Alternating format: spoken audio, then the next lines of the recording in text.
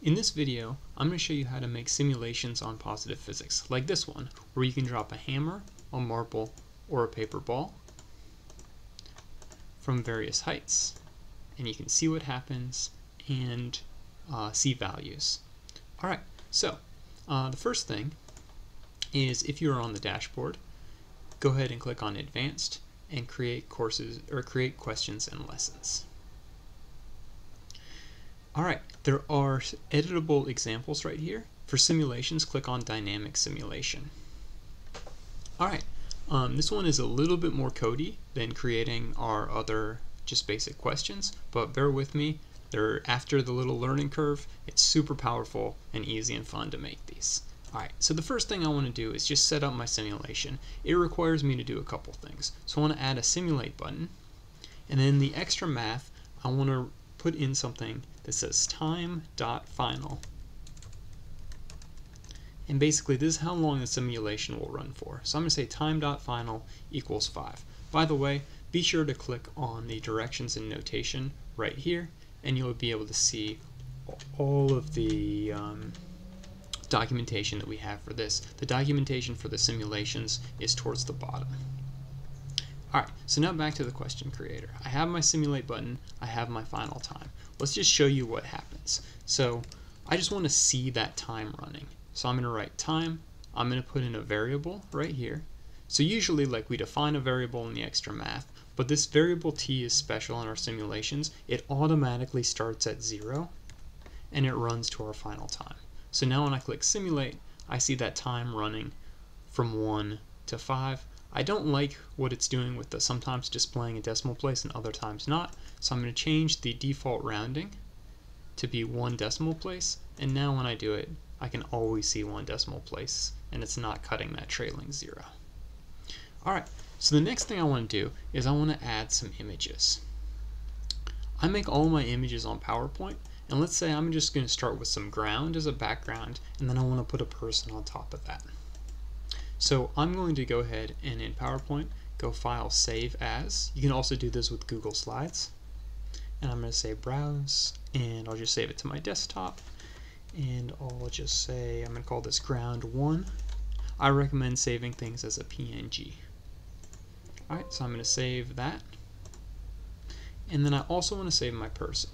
So my person is actually going to be kind of a foreground image. We call them an overlay. And I don't want to have this white background behind them. So on PowerPoint, I'm going to select them. I'd already grouped them together. I just made them with lines and circles and things.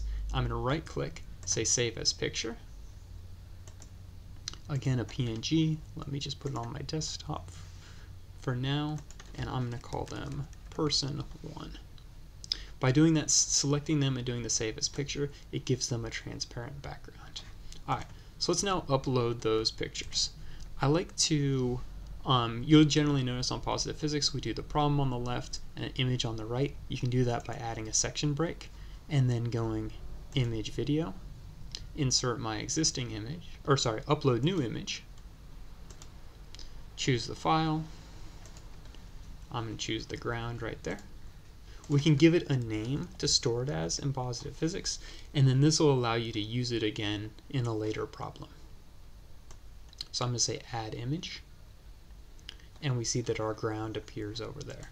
Alright, so now to add the person, right now I'm just going to start the same way that I did before. I'm going to click on image or video, upload a new image, choose a file. There's my person. I'm going to name them Person 1. And you see they appear here. But I don't really want them as like a separate image. I want to put that person on top of the background. So I'm going to copy this name.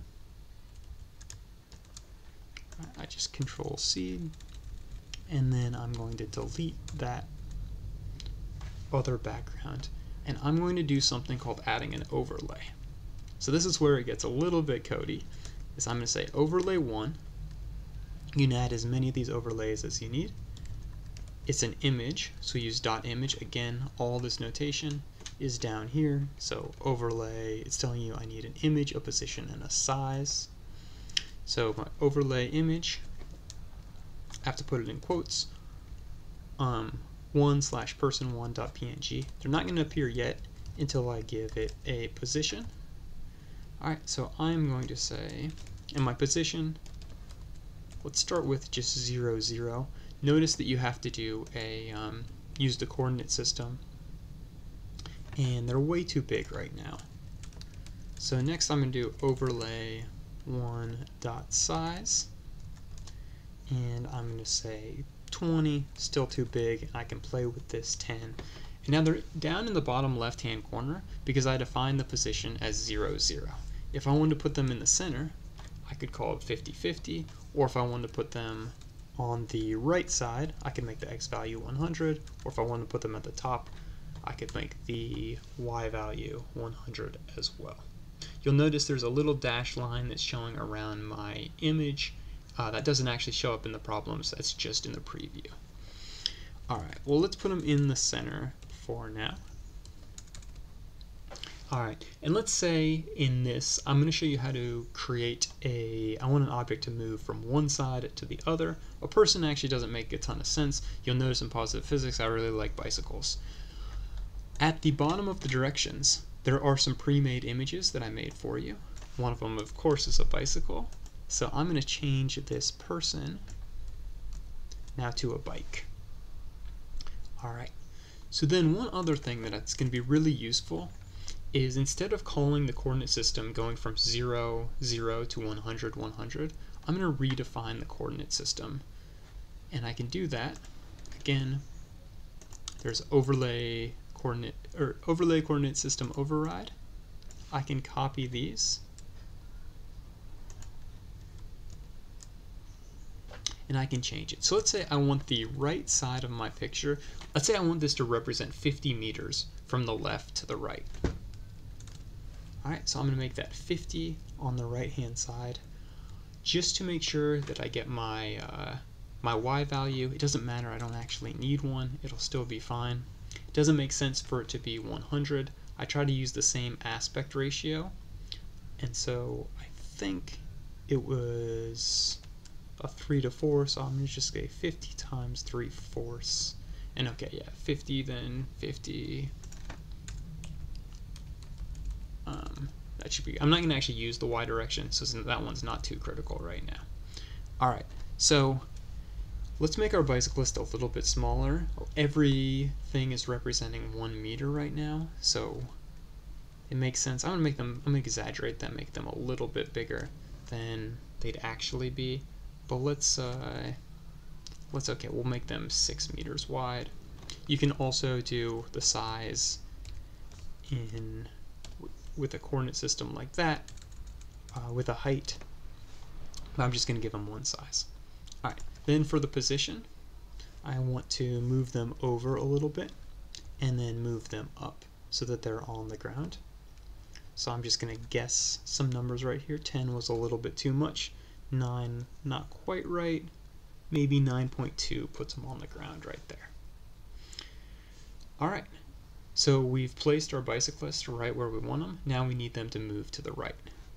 So here, the position, right now it's static. It's just set, the x value is set at 3, but we actually want them to move to the right. Let's say they're moving to the right with a constant velocity. Well, let's define a velocity right here. I'm going to say that v equals, let's say they're traveling 10 meters per second. And so their position would be 3 plus that velocity, since I've defined it, times the time. You can make them accelerate if you wanted, anything you wanted. And so now when I click simulate, I see the bicyclist move across the screen. It looks like they went all the way to the end. Alright. Oh yeah, they'd actually go off the screen in this case. Let me turn down the final time a little bit. So now they'll stop before they get to the end. Alright, so we have something moving on the screen, which was our first goal, but now we want to make it different for different students or different situations. So instead of defining v, just hard coding it as 10, I could make it a random number. Let's say it's anywhere from 5 to 15, so I put 5, 15, and then how ours work is you also put a number of significant figures you want. So I'm going to say it's 2 significant figures. And now, when I simulate this, the bicyclist will move at different speeds. And let's actually display that speed. So if I want to, I could say, okay, the velocity in the extra math, I defined it as v. So I'll put v meters per second. And so we see that this time it's simulating, it's going 13 meters per second. This time, if I reset it, 12, 11, 5.6, 13.0, and so I can get it to move at different speeds. Alright, I keep having it go off the end right here, so I'm actually going to define my final time. Let's see, I started at 3, I'm moving to 50, let's just have it go 40 meters and stop. So I could have my time final be 40 divided by v, so your time final can be dependent on another variable, and that way no matter what the velocity is, they're stopping right at that point. Alright, I want to show you one other thing we could do with the velocity.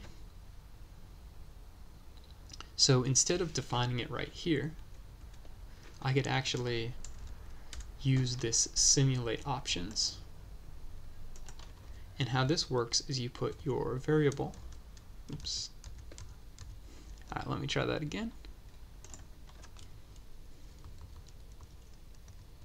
You put your variable, so now the velocity could be 10, 20, or 30. So if I set it to 20 right here, click on simulate, then I see the bicyclist move faster than if I've set it to 10. We could even have an outcome right here, like distance. I could put a variable. I could do this in the extra math or do this inline. The distance will just be the velocity times the time in meters. There we go. So we have the distance being displayed right now.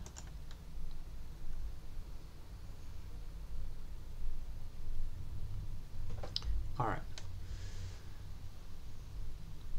Now let's go ahead and take a look at some other things that you can do. I made a different question that we can look at.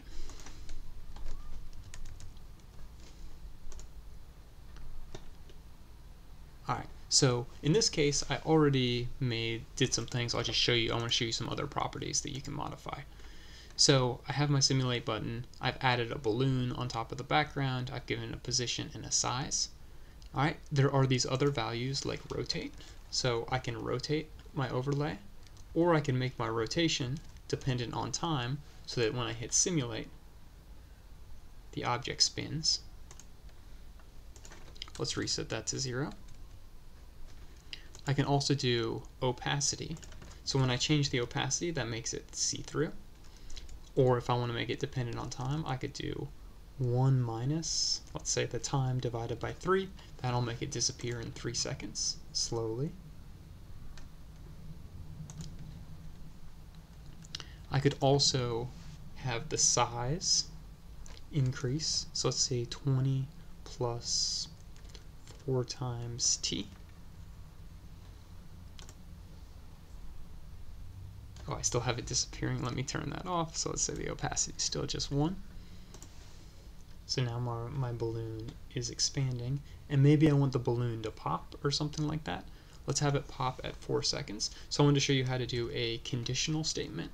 So this extra math uses something called math.js, and how they do it is they say, okay, you put in a conditional statement like this. So we're going to say when and by the way, display, when 1 shows it, 0 means it disappears. So I want it to change, the default is 1, but I want it to change to 0 when the time is greater than 4 seconds. So I'm going to put is t greater than 4 with a question mark, and then say overlay1.display equals 0. And then I have this, I have to put a colon. That colon means otherwise. And so I'm going to put otherwise 0. That just means otherwise do nothing. So now my balloon should expand, and then it'll disappear.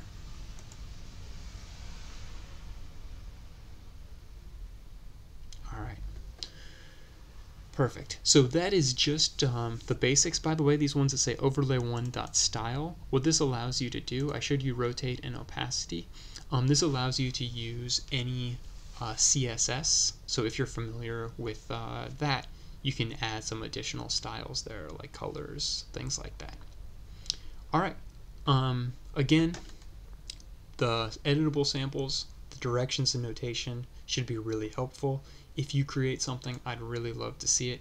On the dashboard, there is a link to join our Facebook group. There's also my email address. If you make a simulation, please share in our Facebook group. We can even make those public and share with other teachers.